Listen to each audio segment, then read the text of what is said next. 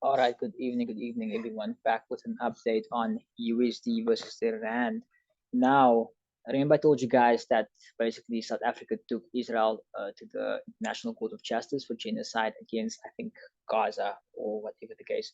But as you guys can see over here, there's a lot of news. So it's not only Israel and trials. South Africa is teaching the West a claim to moral superiority. So as you guys can see, the USA is getting involved. There's a lot of things happening, and obviously, dollar in the rand is correlated with the spear. So also, like, you guys can go literally just type in South Africa, Israel. You guys will see all the news. You guys can go read on it, and you guys can even go on YouTube and just search the live stream that where the leaders spoke, basically updating like South Africa side, Israel side. And what's weird is, like I mentioned in our previous video, it was so weird how I think it was at this point. No. First happened, yes, over here. So Thursday is the first day South Africa spoke, and they spoke from 11 up until 4. And isn't it weird how while they were speaking, CPI came out and had an effect on the dollar? This goes back to what Steve Miro always talks about, how market makers would use news to also as an excuse to move price. Moving further, remember you guys, we spoke about this level over here this week, and I told you guys once price comes back into this area, I will start looking for my entries to go long. So using my entry model, if for those of you guys who are not under my mentorship program, I teach entry model in my mentorship program, where I basically wait for price, tap into the zone, sweep the lows, stop and low, rise. So let's just quickly break down this entry and why I took it. So over here, I waited for price to tap into that zone. Like I said, I want to see price basically sweep that low. Then I waited for price to change character, and I had the change of character actually take place on the 1 minute chart on this wick over here.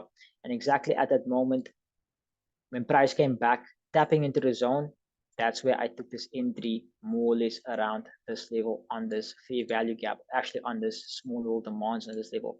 As you guys can see, I held this trade up until that evening, and as you can see the time, around 10 o'clock, I saw the market close, so I decided to close it. And this also comes with experience. I closed the trade, and look what happened. Price just stamped back towards my entry. But just to give you guys some source, like I said, I share this out with you guys on my channel completely free. If you guys have been watching my content on you guys would know how to take the entry model. You guys would know how to look for trades around the highs and lows. I've gone over the system, the market maker ideology. I've said it earlier as well. People sleep on the things that I put out. And moving forward, with that move taking place this morning, we actually had a break of structure on this pair. And as you guys can see over here, while when price was a break of structure, price actually left us with this demand zone at this level. So also with that said, when price stepped into that zone, what I basically looked for was went to my 3-minute chart, and I started looking for my entry. And same thing, I went in the 1 minute, not going to go so deep into it. My change of character takes place at this level, and here was a fair value gap, as you can see right over here. But this was a massive zone on the 1 minute, so I marked out the entire zone. And when I took the trade, my stop was slightly below this level. And as you guys can see, I got into the trade and I closed out more or less around this level on this candle just before, or well, just when we started our New York session live stream. So I closed it over there, and yeah, price ran, so I could have actually yelled it to the pivot, which I didn't. But then again, like I said, it comes with experience, not to get greedy and just to follow my plan. So other than that, guys, that's the update on USD Rand. I will keep on updating you guys on moving forward on this pair. Right. Okay, so a quick one. Right now, I would like to see price actually take out this high. So if we could see maybe tomorrow the same thing happen during London, that would be ideal.